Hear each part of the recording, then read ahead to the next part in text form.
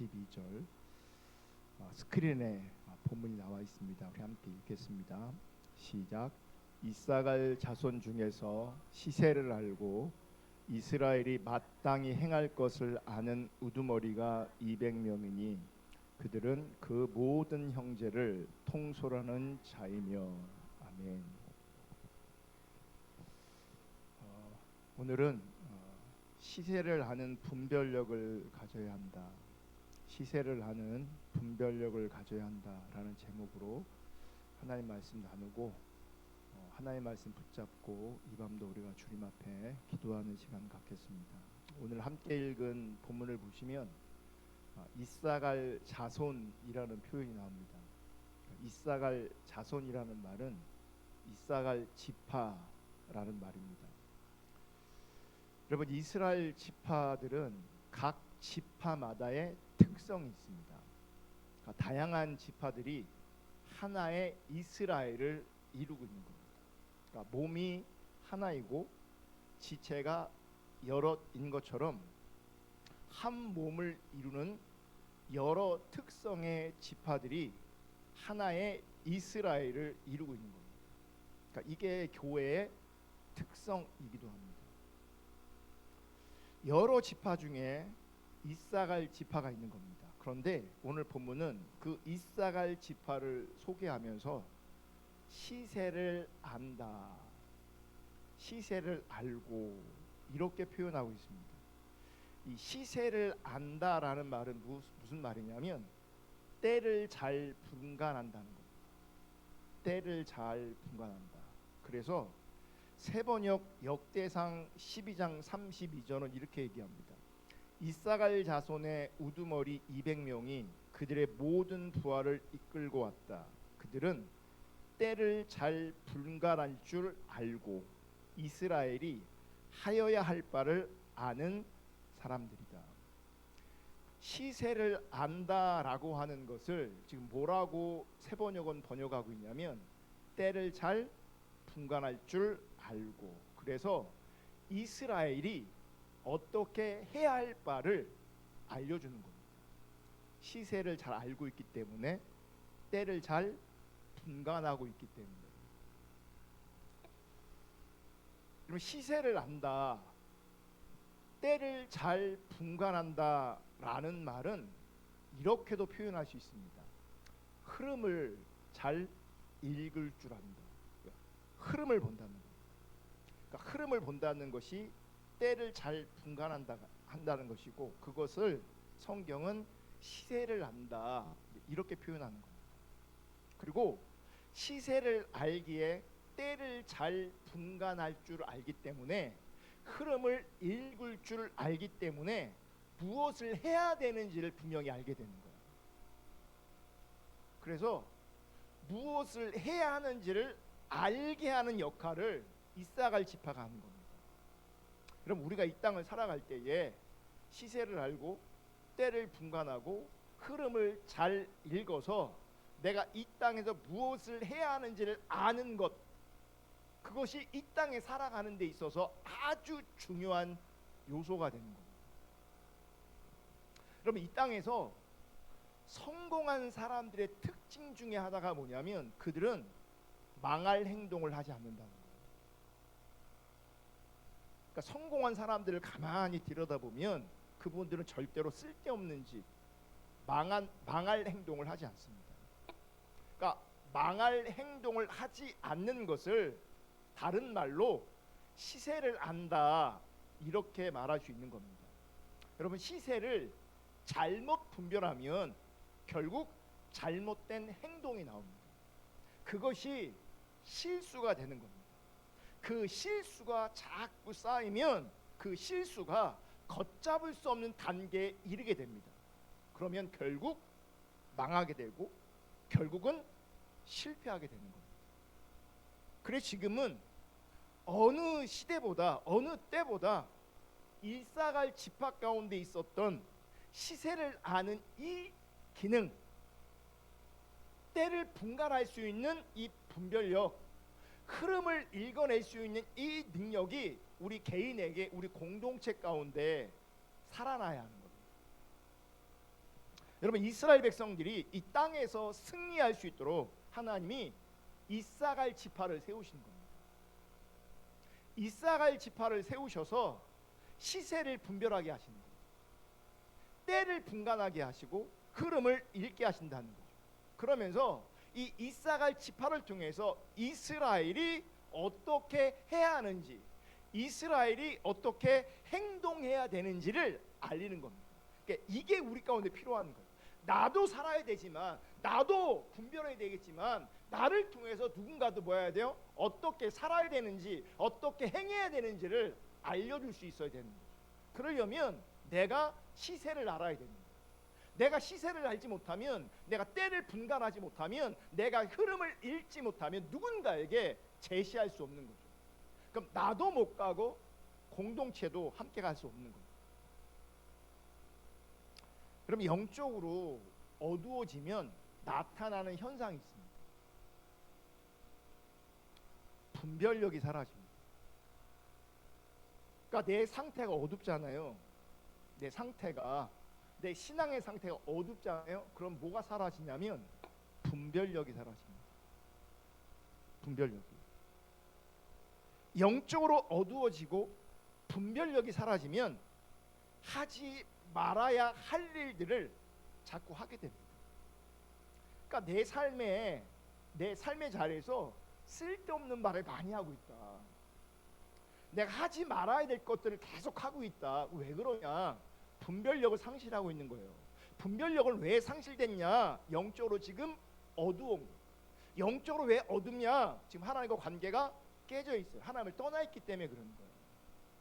그런데 많은 사람들이 거짓 신앙 때문에 신앙에 왜곡된 이해가 있기 때문에 자기 상태를 들여다보는 게 아니라 나의 행위를 들여다본단 말이에요. 나는 여전히 줄 성수하고 있고 모임에 참여하고 있단 말이에요. 그러면 내가 영적으로 어두워져 있는지를 몰라요. 내가 주님을 떠나 있는지를 몰라요. 그런데 실제 내 상태는 영적 분별력이 사라져 있기 때문에 하지 말아야 될 것들을 자꾸 하고 있다고요. 왜요? 분별을 못하니까. 분별이 안 되니까. 여러분, 분별은요 아주 쉽게, 분별력은 해야 할 일을 하게 합니다. 분별력은 하지 말아야 할 일을 하지 않게 합니다. 해야 할 일을 내가 못하고 있다. 분별력이 없는 겁니다. 하지 말아야 될 것들을 내가 하고 있다. 분별력이 없는 겁니다. 근데 율법주의 때문에, 신앙의 왜곡된 이해 때문에 자기가 분별력이 있는 줄 알아요. 왜요? 이론 때문에, 지식 때문에, 종교적 행위 때문에. 근데 하나님은, 제가 주일날 말씀드린, 하나님은 참된 신앙은 열매가 드러납니다. 그 열매는 어떻게 드러나는 겁니까? 아주 기본적으로 해야 할 일은 하는 것으로, 하지 말아야 할 일은 하지 않는 것으로. 이게 열매입니다. 이게. 근데 영적으로 어두워지면 분별력이 사라지고, 분별력이 사라지면 해야 할 일을 못합니다. 하지 말아야 될 것을 하게 됩니다. 분별력의 상실입니다. 영적으로 어두운 겁니다. 하나님을 떠나 있는 겁니다. 여러분, 어떤 사람이 그 누군가가 일부러 의도적으로 해야 할 일은 하지 않고 하지 말아야 할 일을 하겠습니까? 일부러 의도적으로. 만약에 일부러 그렇게 한다면 진짜 저주받은 일이에요. 일부러 그렇게 한다면. 근데 일부러 그렇게 하는 게 아니에요. 여러분, 망할 행동을 일부러 하는 사람이 누가 있겠어요? 나름은 이유가 있고 나름은 사정이 있는 겁니다. 그래서 나름은 변명거리가 있는 겁니다. 그래서 나름은 억울할 수도 있습니다. 그리고 망할 행동을 하고 있는 그 사람은 얼마나 답답하고 힘들겠어요.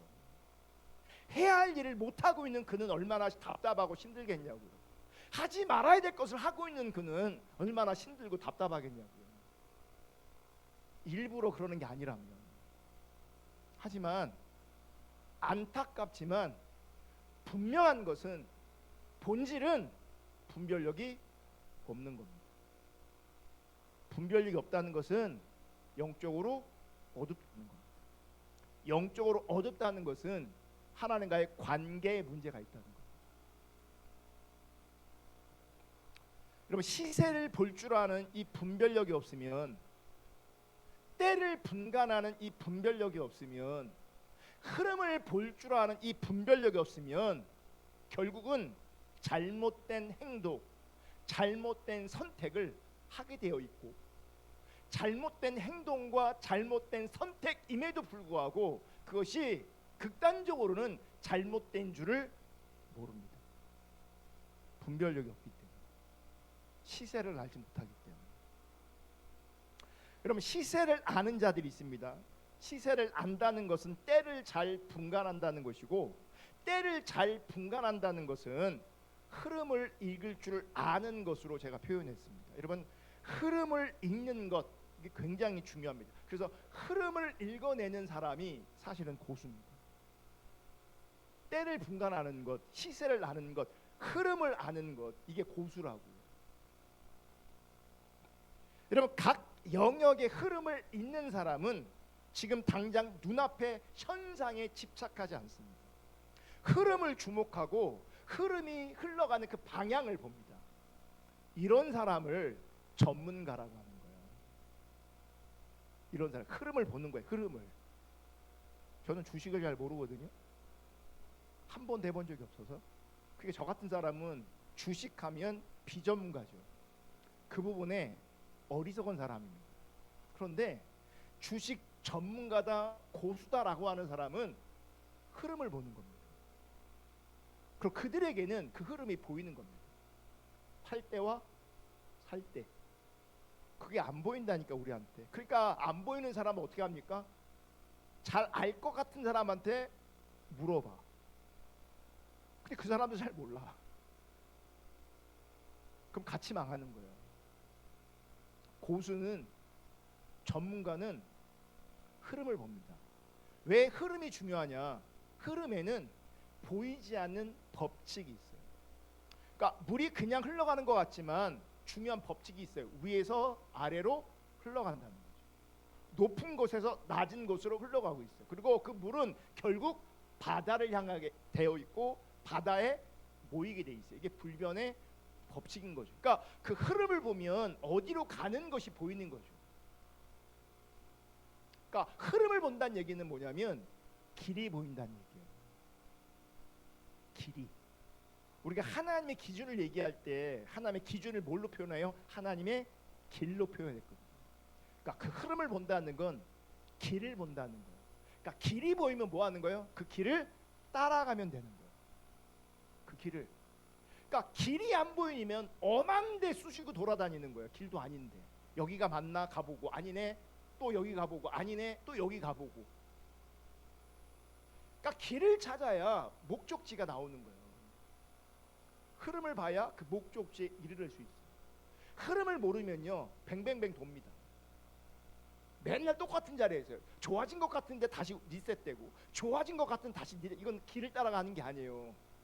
반복되고, 무한 반복이에요. 무한 반복. 자기는 시간이 지났기 때문에 성장했고 온전하고 많은 것을 안다라고 본인은 주장할지 모르는데요, 맨날 똑같은 자리에 있습니다. 길을 가는 게 아니기 때문에. 그러니까 목적지에 도달하지 못합니다. 목적지와 상관없는 곳에서 늘 헤매고 있습니다. 눈에 보이지 않지만 공기의 흐름을 기류라고 합니다. 기류. 그럼 비행기 조종사들은 그냥 비행기를 조종하는 능력만 있는 게 아니고요, 그 비행기를 조종할 때 아주 중요한 게 뭐냐면 이 기류를 아는 겁니다. 이 기류를 타고 운전을 해야 되는 거예요. 그러니까 그 비행기를 운전하는 실력만 가지고는 비행기를 운전할 수 없어요. 중요한 건 그 공기의 흐름, 그 기류를 알아야 제대로 비행기를 조종할 수 있게 되어집니다. 그래서 그런 사람들, 이 기류를 아는 사람들을, 기류를, 흐름을 읽는 사람들을 우리는 고수다, 전문가다 말하는 거예요. 자, 흐름을 알기 때문에 그 흐름 안에 있는 법칙을 알고 있다는 거죠. 그러니까 그 법칙을 알고 있으면 확신이 있어요. 확신이 있기 때문에 뭐 할 수 있어요? 제시할 수 있어요. 이거야, 이게 길이야 라고 답해 줄 수 있어요. 흐름을 알기 때문에, 그 흐름 안에 있는 원칙을 알기 때문에, 법칙을 알기 때문에 흔들리지 않은 확신이 있는 거죠. 그 확신을 제시할 수 있는 거예요. 시편 1절부터 보시면, 시편, 복 있는 사람은 악인의 꾀를 따르지 아니하며 죄인의 길에 서지 아니하며 오만한 자에 있지 앉지 아니하고 오직 여호와의 율법을 즐거워하여 그의 율법을 주야로 묵상하는도다. 그는 시냇가에 심은 나무가 철을 따라 열매를 맺으며 그 잎사귀가 마르지 아니함 같으니 그가 하는 모든 일이 다 형통하리로다. 악인들은 그렇지 아니하며 오직 바람에 나는 겨와 같도다. 성경을 보시면, 특별히 시편 1편을 보시면 복 있는 사람이 만드는 흐름이 있고 악인들의 흐름이 있어요. 복 있는 사람의 흐름은 뭐냐면 악인들의 꾀를 따르지 않아요. 죄인들의 길에 서지 않아요. 오만한 자들의 자리에 앉지 않아요. 그럼 보세요. 우리가 이 성경을 읽을 때 왜곡되어지는 이유 중에 하나가 뭐냐면 이 악인과 죄인과 오만한 자를 제3자로 생각하는 거예요. 다른 존재로 인식하는 거예요. 다른 존재로. 그런데 여러분, 악인이 내가 될 수 있습니다. 죄인이 내가 될 수 있습니다. 오만한 자가 내가 될 수 있습니다.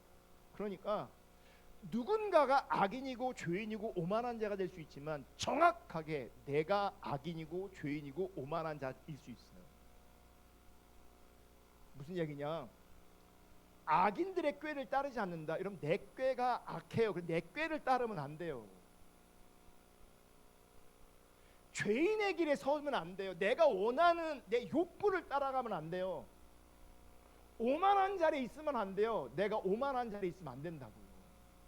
그래서 성경은 자기를 부인하라고 말하는 거예요. 그게 흐름이에요. 자기를 따라가면, 죄인의 꾀를 따라가면, 죄인의 길에 서면, 오만한 자의 자리에 함께하면, 그것이 삼자이든 내 스스로든 그 자리에 있으면 영적인 흐름, 복의 흐름에서 벗어나는 거예요. 악인들은 그 반대가 되는 거죠. 악인의 꾀를 따라가게 돼 있어요. 죄인의 길에 서게 돼 있어요. 오만한 자의 자리에 앉게 되어 있어요. 근데 결국 복 있는 자들은 철 따라 과실을 맺습니다. 그리고 하는 모든 일이 형통하게 됩니다. 이 형통도 중요한 게 뭔지 아세요? 그러니까 세상적으로 일이 잘 되는 게 아니고 하나님이 인정하시는 걸 말해요. 하나님이 인정하시는 거예요. 내가 복 있는 사람으로 존재하면 하나님이 인정하시고 하나님이 기뻐하신다. 제가 오늘 제 후배가 긴 투병 끝에 하나님의 부르심을 받았어요. 근데 제가 깜짝 놀란 게 뭐냐면 그 친구가 그렇게 큰 교회 목회하는 친구가 아니거든요. 근데 어떻게 관계를 했는지 모르겠지만 교단을 초월해서 그분의 죽음을 많은 사람들이 슬퍼하고 아파하고,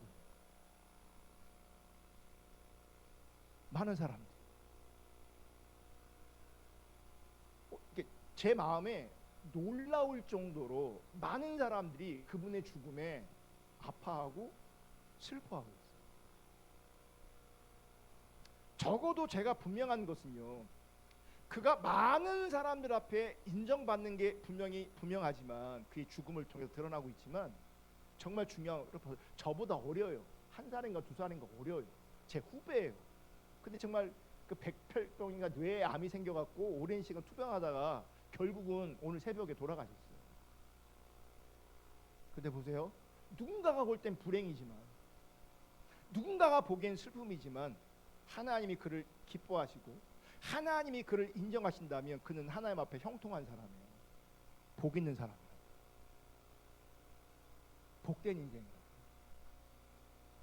내가 만약 그렇게 죽으면 누가 그렇게 슬퍼해 줄까? 그냥 우리 교인들은 슬퍼지겠는데 그분만큼 전국적으로 많은 목사님들이 그렇게 슬퍼해 줄까? 아마 내가 죽은지도 모를 거예요. 근데 어쨌든 중요한 건요, 세상적인 형통이 아니라 복 있는 사람은 이 복 있는 사람의 흐름이 있단 말이에요. 악인의 꾀를 따르지 않고 죄인의 길에 서지 않고 오만한 자리에 있지 않으면 철따라 과실을 맺고 하는 모든 일이 형통하게 있어야 하나님이 인정하신다. 여러분, 하나님이 인정하시는 것이 가장 아름다운 열매예요. 가장 복된 열매라고. 근데 악인은 바람에 나는 겨와 같이 아무것도 아니에요. 여러분, 어떻게 복 있는 사람들이 악인들의 흐름과 전혀 다른 흐름을 만들어갈 수 있는가? 답이 2절에 있습니다. 시편 1편 2절 다 같이 읽을게요. 시작. 오직 여호와의 율법을 즐거워하여 그 율법을 주야로 묵상하는도다. 이 복 있는 사람들은 어떤 영적인 흐름을 만들어내냐면 하나님의 율법을 계속 뭐하는 거예요? 즐거워하고 그 하나님의 율법을 잃어버리지 않기 위해서 주야로 뭐예요? 묵상하는 거죠. 단순히 성경을 즐거워했다, 성경을 묵상했다는 그 수준에 머무르지 마시고요, 오직 여호와의 기준을, 오직 여호와의 뜻을 즐거워하고 성경을 통해서 하나님의 뜻과 하나님의 기준들을 내가 늘 묵상하는 자리에 있을 때에 영적 흐름을 만들어낼 수 있는 거예요. 하나님께서 원하시는 분별력이 여기서 생기는 거예요. 아멘. 그런데 악인들은 결국 바벨탑처럼 자신이 무언가를 할 수 있다고 생각합니다. 계속 생각하고 계획하고 일을 저지릅니다. 자신이 무언가를 행할 수 있고 자신이 무언가를 이룰 수 있을 것처럼 그 흐름을 스스로 만들어냅니다. 바벨탑을 쌓는 것처럼. 그런데 결국은 바람에 나는 겨와 같이 다 흩어지게 돼 있어요. 세워지는 것처럼 보인다니까요. 세워지는 기쁨이 있다니까요. 근데 결국은 바람에 나는 겨와 같이 다 날아가 버려요. 즉 결국은요, 바벨탑을 쌓아도 만약에 바벨탑을 쌓아도 하나님이 인정하지 않으시면 그건 아무런 의미가 없는 거예요. 바람에 나는 겨와 같은 거예요.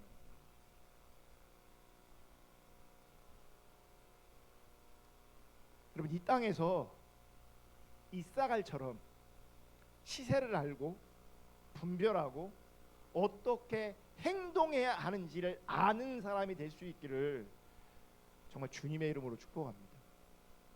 저는 개인적으로 이제 금요일날 설교를 나름은 시리즈로 하고 있어요. 여러분들이 눈치채지 못할지 모르겠지만, 그래서 지금 제 나름은 한 시즌이 또 끝나고 있어요. 이사갈이 분별하는 자였고, 그래서 이사갈이 이스라엘 형제들에게 확신을 가지면서 이렇게 해야 돼, 이게 하나님의 뜻이야 라고 제시할 수 있는 사람이었다. 우리가 먼저 보는 사람이 되고 내가 봤기 때문에 이 길로 가야 돼라고 분명하게 알려줄 수 있어요. 분명하게 제시할 수 있어요. 아멘. 그래서 우리는 하나님이 만들어 가시는 그 기류와 흐름에 집중해야 됩니다. 그 하나님의 때를 알려고 집중해야 돼요. 그러면 하나님의 뜻에 집중되어 있을 때 영적 분별력이 주어지고, 영적 분별력만 주어지는 것이 아니라 여러분 엄청난 이게 하나님 뜻이구나라고 하는 어떤 하나님의 확신 같은 것들이 우리 가운데 하나님의 은혜로 주어집니다. 그러니까 이 길이 분명히 맞기 때문에 그 길을 갈 수 있는 확신까지도 주어지는 거예요. 왜냐하면 그 기회에 집중했기 때문에, 그 하나님의 뜻에 집중했기 때문에 그러한 자들 가운데 하나님이 일하시고 하나님이 역사하시는 거예요. 아멘. 학개서 1장 14절 볼게요. 학개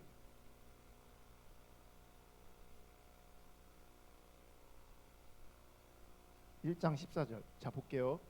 여호와께서 스알디엘의 아들 유다 총독 수룹바벨의 마음과 여호사닥의 아들 대제사장 여호수아의 마음과 남은 모든 백성의 마음을 감동시키심에 그들이 와서 만군의 여호와 그들의 하나님의 전 공사를 하였으니.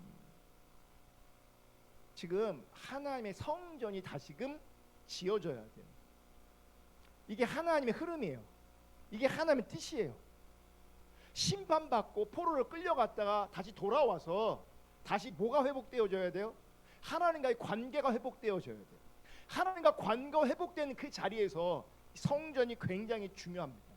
그래서 무엇보다도 너의 집보다도 너의 사업보다도 너의 어떠함보다도 하나님의 뜻과 기류는 성전이 세워지는 거였어요. 성전이. 그리고 그 성전은 이전의 성전에 임했던 영광보다 더 큰 영광으로 함께할 거라는 하나님의 약속이 주어졌어요. 그게 하나님의 기류예요. 그게 하나님의 흐름이었어요. 그 하나님의 흐름에 우리가 집중되어질 때 어떤 일이 벌어지냐면 하나님의 뜻이 우리 마음 안에 흐르게 돼 있어요. 그걸 성경 뭐라고 표현하고 있냐면 남은 모든 백성의 마음을 감동시키심에 그랬어요. 여호와께서 리더와 백성들 모든 사람들의 마음을 감동시키셨다. 그러니까 이 성전을 세우는 것은 하나님의 뜻이었고 그 하나님의 기류를 하나님의 뜻을 읽었을 때에 하나님께서 그들 가운데 또 어떤 일을 하셨냐면 마음에 감동을 일으키시는 거예요. 그 일에 뭐 하기를요? 헌신하도록, 그 길을 따라가도록. 감동시키심이라고 성경은 번역하고 있는데 원어로 보면요, 감동시킨다는 말보다는 더 강한 표현이 있어요. 개역 한글에는 이렇게 표현합니다. 한번 읽어볼게요. 다 같이 시작. 저거 아닌데 학개서 1장 14절 학개 개역 한글 안 하셨나 봐요. 제가 읽어드릴게요. 여호와께서 스알디엘의 아들 유다 총독 수룹바벨의 마음과 여호사닥의 아들 대제사장 여호수아의 마음과 남은 바 모든 백성의 마음을 흥분시키심에. 그러니까 우리 개역 개정은 감동하심에 그랬잖아요. 근데 옛날 번역 성경은 흥분하심에 이렇게 했단 말이에요. 그럼 뭐가 더 맞을까? 원어에 뭐가 더 가까운가? 감동시키는 게 아니고요, 흥분시키는 게 더 맞는 표현이에요. 왜냐하면 시브리어로 이 감동시키심에 흥분시키심에 이 단어가 뭐냐면 우루라는 단어인데 그 우루라는 뜻이 뭐냐면 깨다, 분발하다, 일으키다, 각성하다. 그러니까 슬쩍 뭐가 감동이 일어나는 그 수준이 아니라 강력하게 선동되어지는 거예요. 그래서 개역 한글은 그걸 뭐라고 번역하냐면 흥분된 것으로 번역하고 있는 거예요. 그러니까 살짝 어떤 생각이 들어온 게 아니라 하나님의 기류를 봤을 때, 하나님의 뜻을 봤을 때 그 하나님의 뜻을 이루고 싶은 열망이 내 속에서 막 끌어오르는 거예요. 막 각성되어지는 거예요. 이렇게 감동되어지고 이렇게 흥분되어지고 이렇게 각성되어지니까 당연히 뭐 하겠어요? 그 하나님의 영적 기류에, 그 하나님의 뜻에 나를 헌신하게 되는 거죠. 아멘. 시작이 뭐냐면 시세를 분별하는 것이 시작이에요. 때를 잘 분간하는 게 시작이에요. 흐름을 잘 읽어내는 게 시작이에요. 즉 분별력이 시작이라고. 분별력. 그 하나님의 흐름을 타는 자들 가운데 하나님께서 그 마음의 흐름 가운데 감동케 하시고 흥분케 하시고 각성케 하셔서 하나님의 뜻을 이루어 가시는 거예요. 그러므로 내 생각, 내 감정, 나의 어떠함이 중요한 게 아니에요. 나를 따라가면 내가 죄인이고 내가 오만한 자고 내가 악인일 수 있고, 그래서 나를 따라가면 결국 망합니다. 그게 시세를 모르는 거라고. 그게 흐름을 모르는 거라고. 그게 하나님께서 원하시는 영적 분별력이 없는 거라고. 나를 따라가면 안 돼요. 하나님을 따라가셔요. 하나님의 흐름을 따라가셔요. 하나님의 때를 분간하셔야 돼요. 그러면 그 자에게 하나님의 뜻을 이룰 수 있는 기회를 주시는 거죠. 그 길을 따라갈 수 있는, 그 길을 걸어갈 수 있는. 여러분, 지금 우리 시대는요, 어떤 흐름이냐면 참 신앙이냐 거짓 신앙이냐를 묻는 시대입니다. 지금 그 흐름이요. 그러니까 본질적인 흐름은 교회가 크냐 작냐 많이 모이냐 뭐 은사가 나타나냐 아니냐 열정이 있냐 이런 흐름이 아니라고요. 그 흐름이 아니라 참 신앙이냐 거짓 신앙이냐는 이 하나님 앞에 정말 중요한 이 흐름을 보셔야 돼요. 아멘. 그래서 참 신앙이라는 이 영적 흐름에 동참하셔야 되고, 그게 보이면 하나님이 그 참 신앙을 위해서 내 마음을 감동하시고 흥분케 하시고 각성시켜서 물심양면으로 이 참 신앙이 회복되고 이 참 신앙의 교회가 회복되는 그 일에 내가 뭐 하는 거예요? 헌신하는 거죠. 그리고 그 영적 흐름에 내가 동참할 때에 복 있는 사람이 되는 거죠.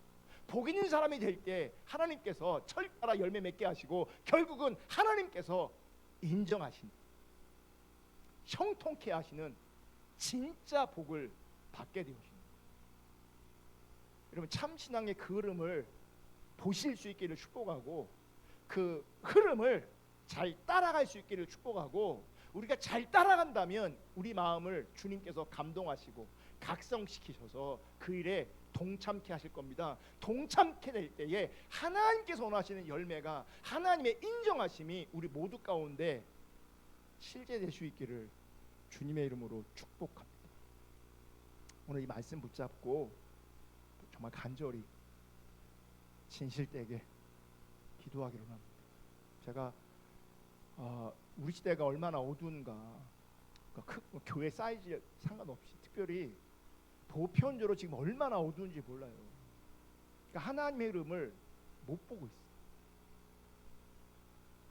이런 시대에 정말 보는 자가 되시기를 주님의 이름으로 축복합니다. 조명 꺼주시고 음악 틀어주시고 우리